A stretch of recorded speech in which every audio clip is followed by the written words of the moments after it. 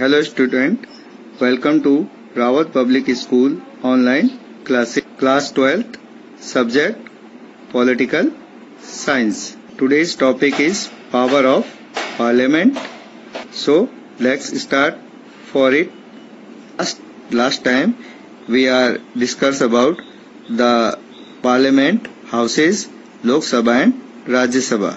The main power of function can be classified into following heads. First, legislative powers. Second, executive powers. Third, financial power. Fourth is constitution power. Sixth is judicial power and electoral power and others power. So, we are discuss one by one. First, we are discuss about legislative power. Legislative power. All the subjects in our constitution are divided among state, union and concurrent list. It means Bharat का जो संविधान है उसमें सभी विषयों को 3 सूचियों में बांटा गया है, राज्य सूची, संघ सूची और समवर्ती सूची.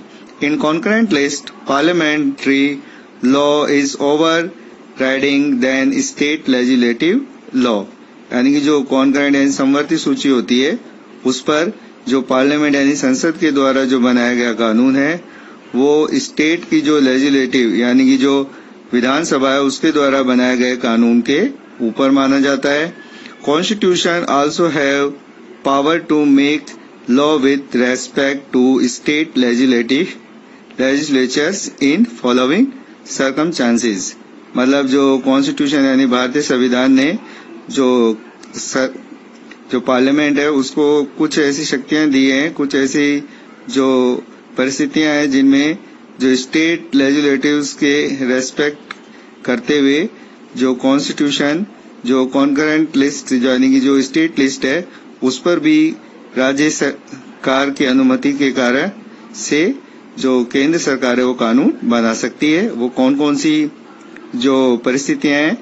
When Rajya Sabha pass A resolution of effect यानी जब राज्यसभा ये पारित कर देती है कि इसमें संशोधन करना जरूरी है.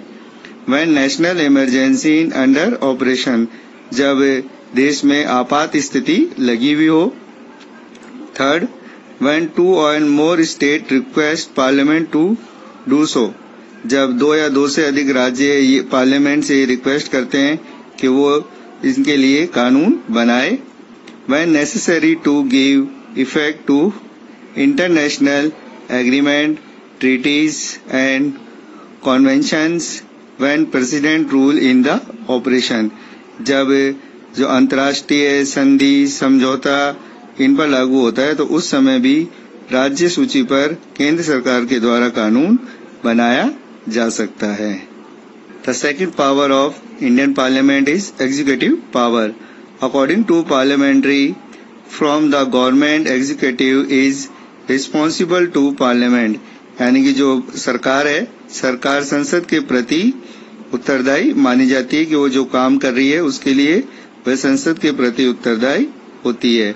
For acts and policies, अपनी नीतियों के लिए. Hence, parliament exercise control by various measures like committees, question hour, 0 hour ETC. यानी कि जो सरकार है सरकार के ऊपर संसद के द्वारा अलग अलग तरीकों से नियंत्रण किया जा सकता है. लाइक कमिटीज यानी कि जो समिति है उनके द्वारा. क्वेश्चन आवर यानी प्रश्नकाल प्रश्न पूछकर. 0 आवर यानी कि जो सरकार की कार्यविधियां उनके बारे में जानकर. Ministers are collective responsible for parliament. जितने भी जो मंत्री होते हैं वो पार्लियामेंट यानी संसद के प्रति उत्तरदायी होते. The third power is financial power. It include enhancement of budget, scrutinise the performance of government which response for financial spending through financial committee. It means financial power का मतलब वित्तीय शक्तियां. उसके अंदर जो बजट का निर्माण है, बजट में कौन कौन सी चीजें जोड़ी जाएंगी और किस तरीके से जो बजट है उसको लागू किया जाएगा, ये सब जो पार्लियामेंट यानी संसद है संसद के द्वारा निश्चित किया जाता है.